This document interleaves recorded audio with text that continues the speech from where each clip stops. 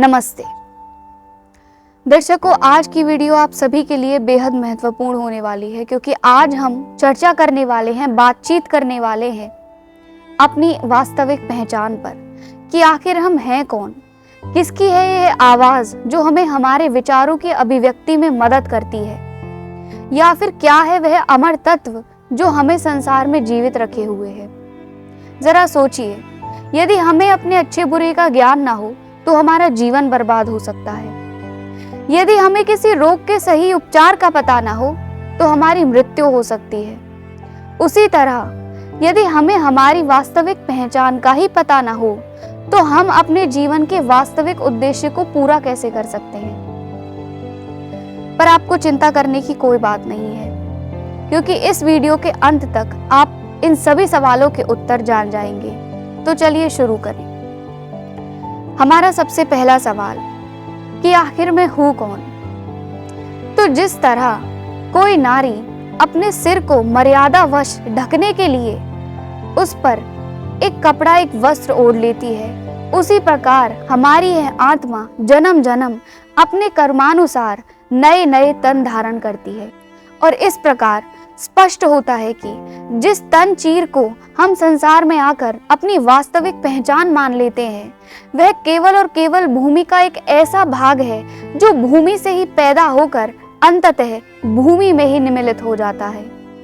पर हमें यह समझना होगा कि हमारा आत्मिक स्वरूप ही हमारी सत्यता है। जो अमर तत्व हमें सांसों की एक निश्चित सीमा तक जीवित रखे हुए है, वह हमारी आत्मा है। सांसों की एक निश्चित गणना के पूरे हो जाने के पश्चात आत्मा, यदि उसने सद्कर्म किए हैं तो परमात्मा के पास जाती है, और यदि बुरे कर्म किए हैं तो पाताल लोक को चली जाती है, और माटी की यह देह माटी में ही मिल जाती है। पाताल लोक या ब्रह्मलोक में अपने कर्मों का हिसाब पाकर हमारी यह आत्मा एक नया तन, एक नया वेश धारण करती है, और अधिकतम संख्या में हम आत्माएं परमात्मा को दिए हुए अपने वचनों को भूल जाती हैं। पर जिसे अपने तन के होते हुए ही परमात्मा को तन प्राप्ति के दौरान दिए गए उन वचनों का बोध आ जाए तो वह आत्मा परम पद को प्राप्त करती है।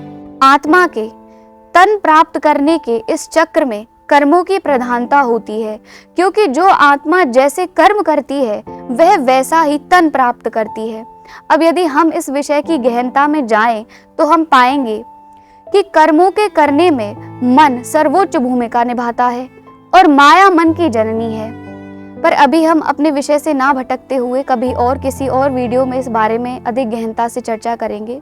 तो जब आत्मा शरीर का त्याग कर देती है, उस समय हमारा शरीर किसी भी तरह की आवाज बोल पाने में असक्षम होता है, जो कि स्पष्ट करता है कि आत्मा ही हमारी आवाज है।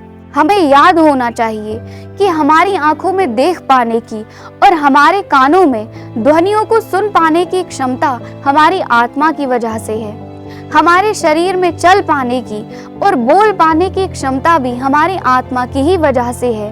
हमारी अमर तत्व आत्मा के ही कारण हमारे तन में सांसों का संचार है। तो फिर हम अपने उसी आत्मा को कैसे भूल जाते हैं। पर मुझे यकीन है कि आज के मेरी इस वीडियो ने आपको हमारे अमर स्वरूप के, हमारी सत्य पहचान के बारे में सोचने के लिए जरूर मजबूर किया होगा, और आपको आपके अधिकतम सवालों के जवाब मिल चुके होंगे। पर इसके उपरांत भी यदि आपका कोई सवाल शेष है तो आप कमेंट बॉक्स में लिखकर मुझसे पूछ सकते हैं। यदि आपको मेरी वीडियो पसंद आई हो तो मेरे चैनल को सब्सक्राइब करें, वीडियो को लाइक करें। अगली वीडियो में हम उस विषय पर बात करेंगे जो कि हमने अपनी इस वीडियो के बीच में अधूरा छोड़ दिया है, यानी मन और माया के विषय पर। तब तक के लिए नमस्कार।